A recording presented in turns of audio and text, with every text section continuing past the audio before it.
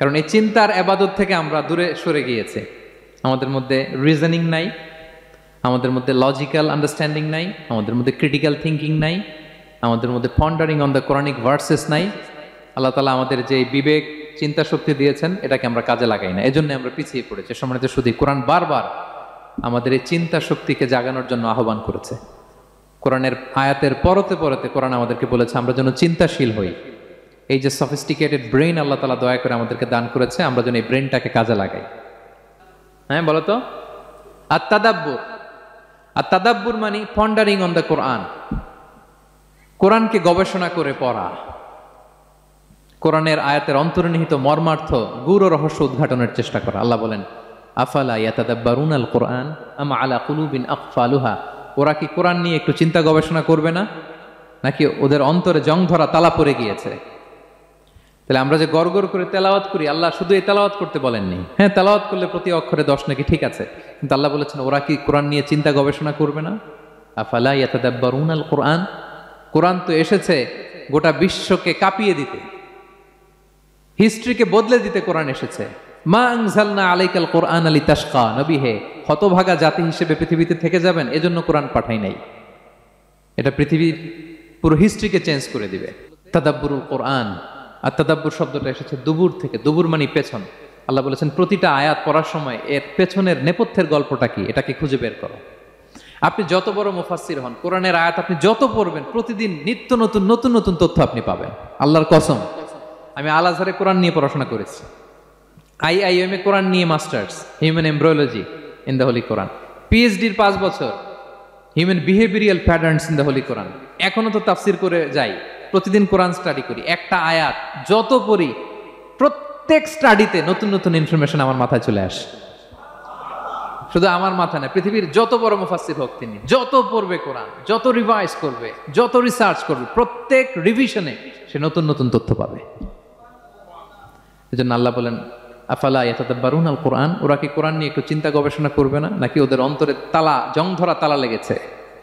তো সম্মানিত শুধু আসুন এই কোরআন নাজিলের মাসে আমাদের জং ধরা তালাটাকে আনলক করার জন্য আমরা কোরআনকে with vast concentration, with deep analysis and critical thinking নিয়ে যেন পড়ি। প্রতিটা আয়াত পড়ার সময় এর পেছনের গল্পটা কি, কোন প্রেক্ষাপটে নাজিল হলো, বর্তমান সময়ের সাথে কিভাবে এটাকে অ্যাটাচ করা যায়, এটার অন্তর্নিহিত গূঢ় রহস্যটা কি, এই গূঢ় রহস্য উদ্ঘাটনের কথা, কোরআন নিয়ে গবেষণার কথা এবং চিন্তার কথা বারবার কোরআন আমাদেরকে বলেছে।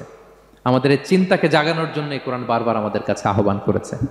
এখন আমাদের কি একটু সময় হবে না কোরআনকে চিন্তার সাথে গবেষণার সাথে পড়ার? হ্যাঁ, চিন্তাশীলতার সাথে গবেষণা করে কোরআন স্টাডি করার দরকার আছে না নাই? বলেন বলেন। হ্যাঁ, পড়বেন তো আপনারা। যারাই চিন্তা করবে, চিন্তাশীল হবে, কমন সেন্সকে খাটাবে, তারাই পৃথিবীর হিস্ট্রি পাল্টে দিবে। এই যে বিমান দিয়ে যে আমরা চড়ি, 2 ভাই আবিষ্কার করছে, Wilbur Wright, Orville Wright, Wright ভ্রাতৃদ্বয়। বলেন তো এই অরভিল রাইটের চোখ ছিল কয়টা? 3টা না? হ্যাঁ, উইলবার রাইটসের হাত ছিল কয়টা? আমার হাত কয়টা? আপনার হাত কয়টা? তো ওরা পারলে আমরা পারবো না কেন? কারণ এই চিন্তার ইবাদত থেকে আমরা দূরে সরে গিয়েছে। আমাদের মধ্যে রিজনিং নাই, আমাদের মধ্যে লজিক্যাল আন্ডারস্ট্যান্ডিং নাই, আমাদের মধ্যে ক্রিটিক্যাল থিঙ্কিং নাই, আমাদের মধ্যে পন্ডারিং অন দ্য কোরআনিক ভার্সেস নাই। আল্লাহ তাআলা আমাদের যে বিবেক চিন্তা শক্তি দিয়েছেন এটাকে আমরা কাজে লাগাই না, এজন্য আমরা পিছিয়ে পড়েছি। সম্মানিত শুধু কোরআন বারবার আমাদের এই চিন্তা শক্তিকে জাগানোর জন্য আহ্বান করেছে। কোরআনের আয়াতের পরতে পরতে কোরআন আমাদেরকে বলেছে আমরা যেন চিন্তাশীল হই। এই যে সফিস্টিকেটেড ব্রেইন আল্লাহ তাআলা দয়া করে আমাদেরকে দান করেছে, আমরা যেন এই ব্রেইনটাকে কাজে লাগাই, আমরা যেন আমাদের বিবেকটাকে কাজে লাগাই, আমরা যেন আমাদের কমন সেন্সকে কাজে লাগাই, তাহলে আমাদের সোনালী অতীত আবার আমরা ফিরে পাবো। তাহলে আজকের এই আলোচনা থেকে ফাইনাল কথা হচ্ছে যে আমাদেরকে চিন্তা করতে হবে, যে কোনো জিনিসকে কোশ্চেন করতে হবে, প্রশ্ন করতে হবে, কেন, কিভাবে, ও পারলে আমি কেন পারবো না। কোরআনের আয়াত পড়ার সময় বারবার চিন্তা করবেন, সব দায় দায়িত্ব আমাদের উপর ঠেলে দিয়েন না। কোরআন নিয়ে শুধু আমরাই গবেষণা করবো আর ওয়াজ শোনাবো, এটা not only my sole responsibility, আপনাদেরও দায়িত্ব আছে, প্রত্যেকের দায়িত্ব। যত কোরআন পড়বেন আপনার অন্তরের তালা খুলে দিবে কে? আল্লাহ তাআলা আমাদেরকে চিন্তাশীল হওয়ার তৌফিক দান করুক। আমাদের এই সফিস্টিকেটেড ব্রেনকে যেন আমরা কাজে লাগাতে পারি, আমাদের কমন সেন্সকে যেন আমরা কাজে লাগাতে পারি, আমাদের রিজনিংকে যেন আমরা কাজে লাগাতে পারি। ইব্রাহিম আলাইহিস সালামের মতো গদ বাঁধা গড্ডালিকা প্রবাহে গা ভাসিয়ে না দিয়ে আমরা যেন প্রশ্ন করতে পারি, আমরা যেন বিবেককে কাজে লাগাই। আল্লাহ তাআলা আমাদের সবাইকে কথাগুলো বোঝার ও আমল করার তৌফিক দান করুক।